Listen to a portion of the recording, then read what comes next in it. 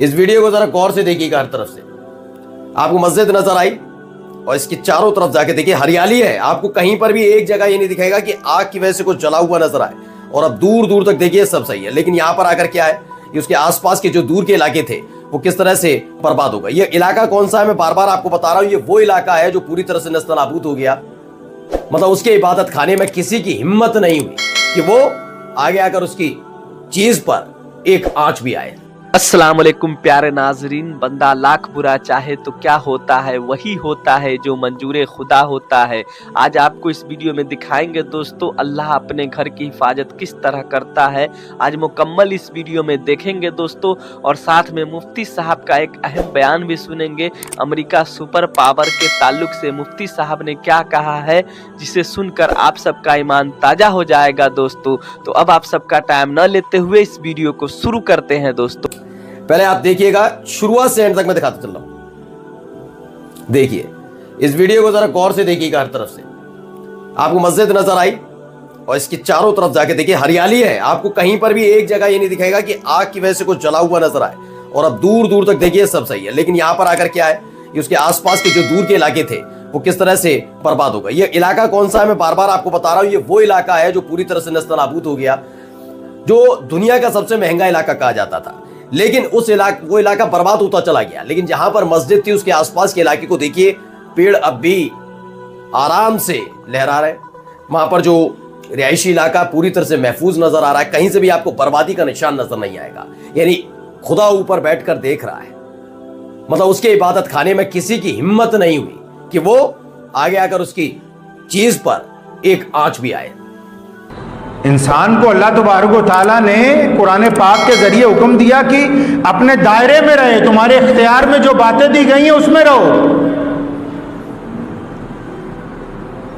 आप देखें दुनिया में जितनी चीजें अगर ये अपना दायरा तोड़ती हैं तो परेशानी का बायस बनती है। हवा है, कितनी मोहब्बत के साथ चल रही है, हजारों लोग सांस ले रहे हैं। अगर ये हवा अपने चाल को बदलती है और आंधी में तब्दील होती है तो फिर अपनी औकात से जब बाहर होती है तो लोग परेशान होते हैं कि नहीं होते।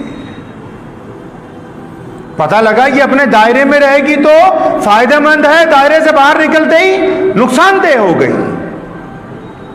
पानी अपने दायरे में दरियाओं में चल रहा है, अपने दायरे में समुंदर में ठहरा हुआ है, अपने दायरे में है, और अगर गिलास से भी पानी छलक जाए तो लिबास को गीला कर देता है। पता लगा कि जैसे ही अपनी औकात से बाहर निकला तो फायदेमंद नहीं रहा, अब ये नुकसानदेह हो गया, वरना ये तो जिंदगी का सहारा है। आग अपने दायरे में चल रही है, लोग उससे बेहतरीन तरीके से खाने बना रहे हैं, साजो सामान तैयार कर रहे हैं। और अगर वही आग अपने दायरे से थोड़ी सी बाहर निकलती है, अगर वो दरो दीवार तक चिपटती है, अगर वो घर के साजो सामान को जलाने की कोशिश करती है तो फिर हाहाकार मच जाती। लोग हजारों की तादाद में इकट्ठे हो जाते हैं कि आग ने इतने घर जला दिए। क्यों? जब वो अपनी दायरे से बाहर निकलती है अपनी औकात से, तब वो भी नुकसानदेह हो जाती है। वरना लोग आग जलाने के लिए लोगों से माचिस उधार मांगते फिरते हैं कि हमको 2 वक्त की रोटी उतारनी, चूल्हा जलाने के लिए आग चाहिए।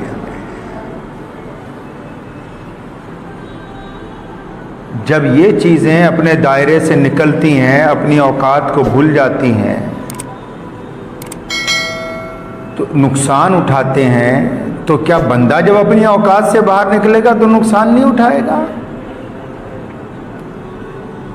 साइंसदान और डॉक्टर माने या ना माने, ये पीछे वजह यही सबसे बड़ी है कि जब हम कानून फितरत के साथ, अल्लाह रसूल सल्लल्लाहु अलैहि वसल्लम ने इस्लाम को फितरत का मजहब बना के भेजा और हमें सिखाया, जा रहे थे मुजाहिदीन बाहर की तरफ जब इस्लाम को फैलाने के लिए, फरमाया हज़रत खालिद इब्न वलीद को, हज़रत मोहम्मद रसूलुल्लाह ने सैयदना अबू बकर सिद्दीक को दर्स दिया, सैयदना उमर रज़ियल्लाहु तआला अन्हु को सिखाया, सैयदना उस्मान रज़ियल्लाहु तआला अन्हु को वसीयत दी, मौला अली से ऐद लिया इस बात का, अबू उबैदा बिन जर्राह को कहा, हजरत बिलाल को यह सबक दोहराया कि जब तुम मदीने से बाहर जाओगे, जब नई आबादियों में जाओगे, नए खित्तों में जाओगे, जब नए लोगों की तरफ तुम्हारी अफवाज बढ़ेंगी, तो याद रखना ए अबू उबैदा, किसी जंगल को आग मत लगाना, किसी की खेतियों को बर्बाद मत करना, किसी के पानी को गंदला मत करना, किसी को नाजायज कत्ल मत करना, किसी की बहन बेटी की इज्जत न लूटना। मोहम्मद रसूलुल्लाह ने 1400 साल पहले ये दर्स अपने शागिर्दों को देकर भेजा था।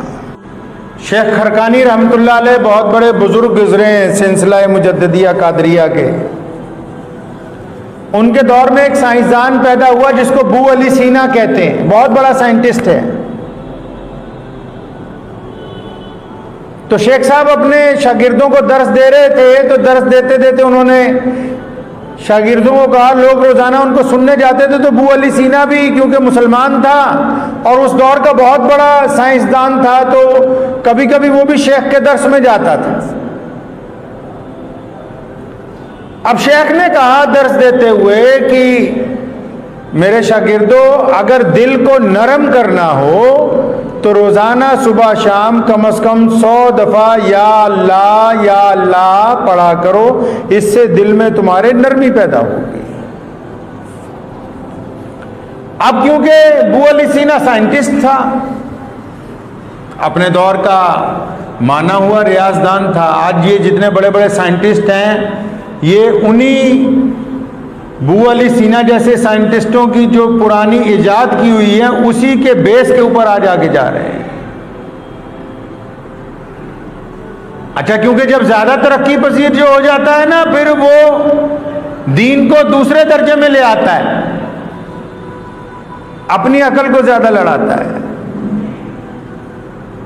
मजलिस में ही हजरत को टोक के कहने लगा, हजरत ये कैसे हो सकता है कि अल्लाह का नाम लेने से दिल नरम हो जाए?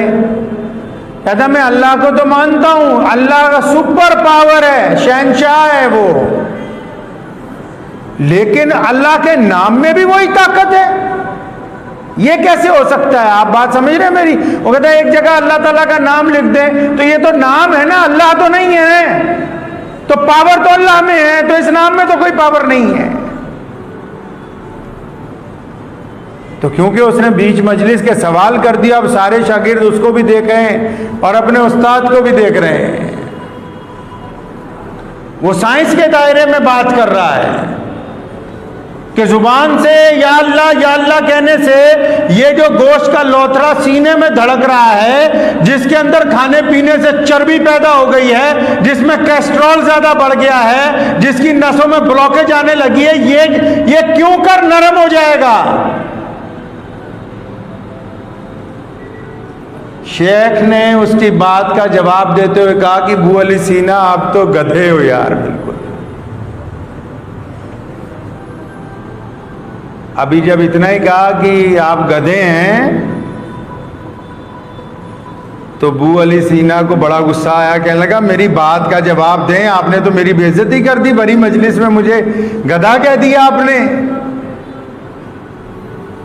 आंखें सुर्ख, चेहरा लाल हो गया उसका कि मैं इतना बड़ा रियाजदान हूँ, साइंसदान हूँ, और लोग मेरे पीछे भागे फिरते हैं, और ये इतने बड़े शेख ने भरी मजलिस में, मैंने तो सवाल ही किया ना कि अल्लाह सुपर पावर है, लेकिन उसके नाम में तो वो पावर नहीं है। तो शेख ने जवाब में क्या कह दिया कि अबू अली सीना, आप तो बिल्कुल गधे ही लगते हैं, गधे ही हैं आप। तो अबू अली सीना को बड़ा गुस्सा आया, कहने लगा आपने मेरे सवाल का जवाब नहीं दिया। तो शेख खरकानी ने फरमाया था कि अबू अली जरा ध्यान से सुनो, हमने सवाल का जवाब ही दिया है। तुम कहते हो कि अल्लाह के नाम में ताकत नहीं है, हमने अभी तुम्हें गधा ही कहा है और गधा बनाया नहीं है। तुम्हारा लबो लहजा बदल गया, तुम्हारे में गुस्सा आ गया, आंखें सुर्ख हो गई, चेहरा लाल हो गया। अरे गधे के नाम में इतनी तासीर है कि तुम्हारा मिजाज बदल गया, तो अल्लाह के नाम में तासीर नहीं होगी जिसने कायनात को बनाया है। वहीं पर उस साइंसदान ने माफी मांगी फिर कि नहीं, वाकई इस दुनिया के निजाम को कोई और चला रहा है, वो खुदा है।